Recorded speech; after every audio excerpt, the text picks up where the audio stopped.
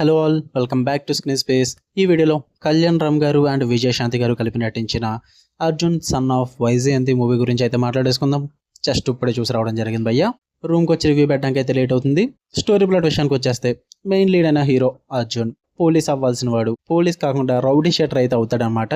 అసలు అలా ఎందుకు జరిగింది, మరి రౌడీ షెటర్ ఎందుకు అయ్యాడు, వీటి చుట్టూరు నడిచే స్టోరీయే అర్జున్ సన్ ఆఫ్ వైజయంతి. నేనే ఫుల్ స్టోరీ ప్లాట్ చెప్పలేదు, జస్ట్ ఇంట్రడక్షన్ ఇచ్చాను అంతే. ఇక ఫుల్ రివ్యూలోకి వెళ్ళిపోయే ముందు మీరు కనుక ఛానల్కి కొత్తగా వచ్చి welcome to screen space. Video ఖచ్చితంగా లైక్ చేయండి. Theatrical reviews and Telugu dubbed movie రివ్యూస్తో పాటు ఓటీటీలో రిలీజ్ అయ్యే other languages movies and web series content కోసం మన ఛానల్ సబ్స్క్రైబ్ చేసుకుని బెల్ ఐకాన్ ఆన్లో పెట్టుకోండి.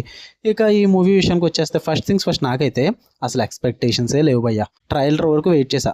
వన్స్ ట్రైలర్ రిలీజ్ అయిన తర్వాత ఉన్న ఎక్స్పెక్టేషన్స్ కూడా చాలా లోగా పెట్టుకున్నా, ఎందుకంటే నేను అసలు ఇంప్రెస్ అవ్వలేదు ట్రైలర్ పరంగా.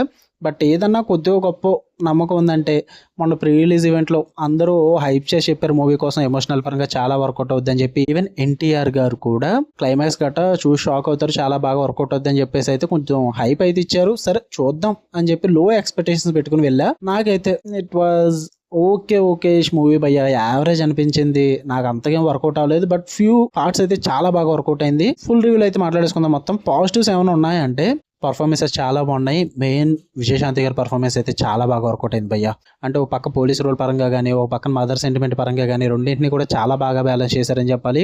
And through out the movie మీకు యాక్షన్ బ్లాక్స్ పరంగా అండ్ ఫైట్ డిజైనింగ్ పరంగా అయితే టెక్నికల్ పరంగా ఆ యాక్షన్ బ్లాక్స్ అయితే చాలా బాగా డిజైన్ చేసి చూపించారు. చాలా రిచ్నెస్ ఉంటుంది. అండ్ సినిమాటోగ్రఫీ విజువల్స్ అయితే చాలా సూపర్ గా అయితే ప్లాన్ చేసుకున్నారని చెప్పాలి. త్రూ అవుట్ ద మూవీ మీకు బాగా వర్కౌట్ అవుతుంది విజువల్స్ ఇవన్నీ పరంగా. కళ్యాణ్ రామ్ గారి పర్ఫార్మెన్స్ కూడా బాగుంటుంది. అండ్ కొన్ని పే ఆఫ్ సీన్స్ పరంగా కానీ మూవీ అయితే చూడడానికి బాగా వర్కౌట్ అవుతుంది భయ్య. అండ్ ఎన్టీఆర్ గారు అన్నట్టు ఆ క్లైమాక్స్ ఏదైతే ఉందో అది దాన్ని చాలా డిఫరెంట్ గా ట్రై చేశారని చెప్పాలి. అంటే ఒక కమర్షియల్ మూవీకి మీరు ఒక రొటీన్ ఎండింగ్ ఎక్స్పెక్ట్ చేస్తారు అందరూ కూడా, వీళ్ళు డిఫరెంట్ గా ప్లాన్ చేసుకున్నారు క్లైమాక్స్ అనేది. అది ఒక్క విషయంలో మాత్రం నేను ఇంప్రెస్ అయ్యాను, డిఫరెంట్ గా ట్రై చేసినందుకు. కొద్దిగా గొప్ప వర్కౌట్ అయింది భయ్య ఆ క్లైమాక్స్ అన్నది. ఇంతకు మించి నాకు మూవీలో ఏది వర్కౌట్ అవ్వలేదు భయ్య. నెగిటివ్స్ విషయానికి వచ్చేస్తే first things first, story and direction and screen play మూడు రొటీన్ ఎప్పటి నుంచో చూస్తున్న ఎన్నో కమర్షియల్ మూవీస్లో చూసేసిన అదే రెగ్యులర్ టెంప్లెట్ని అయితే యూజ్ చేయడం జరిగింది. కొత్తగా అయితే ఏముండదు భయ్య, మొత్తం ప్రిడిక్టబుల్గానే ఉంటుంది, రొటీన్గానే ఉంటుంది. ఎన్నో మూవీస్లో చూసేసిన సీన్సే ఉంటాయి, చాలా ఫెమిలియర్గా అనిపిస్తుంది మూవీ మొత్తం కూడా. అందువల్ల నాకు అస్సలు వర్కౌట్ అవ్వలేదు ఆ స్క్రీన్ ప్లే అన్నది. అండ్ ఆ వీక్ రైటింగ్ అయితే ఉందన్నమాట, అందువల్ల అస్సలు వర్కౌట్ అవ్వలేదు. అండ్ ఈ మూవీ అంతా కూడా మదర్ అండ్ సన్ సెంటిమెంట్ చుట్టూరు అయితే నడుస్తుంటుంది. ఆ బాండ్కి అయితే మనం కనెక్ట్ అవ్వమయ్యి. అసలు ఎక్కడ కూడా సెంటిమెంట్ ఎమోషనల్ మూమెంట్స్ అసలు వర్కౌట్ అవ్వదు. ఒక క్లైమాక్స్లో కొద్దిగా గొప్ప కనెక్ట్ అవుతే ఆ క్లైమాక్స్లో కనెక్ట్ అవుతాం అంతే.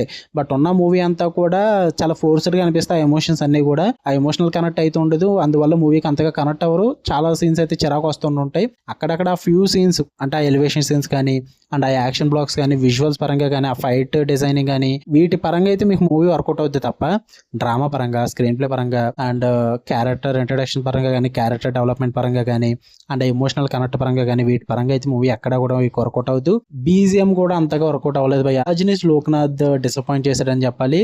యాక్చువల్లీ ఒకే మ్యూజిక్ ని తిప్పి కొట్టినట్టు అనిపించింది తప్ప కొత్తగా ఇది ట్రై చేయలేదు అనిపించింది. అంటే ఎలివేషన్స్ తగ్గ బీజిఎం కానీ, ఎమోషనల్ మూమెంట్స్ తగ్గ బీజిఎం కానీ, ఆ సీన్స్ ని ఎలివేట్ చేసే బీజిఎం అయితే అంతగా పడలేదు అనిపించేది నాకు. Average BGM. ఈవెన్ సాంగ్స్ కూడా అంతగా వర్కౌట్ అవ్వలేదు భయ్య. మాస్ సాంగ్ ఒకటి బాగా ఉంటుంది తప్ప ఉన్న సాంగ్స్ అన్ని కూడా నచ్చలేదు నాకు.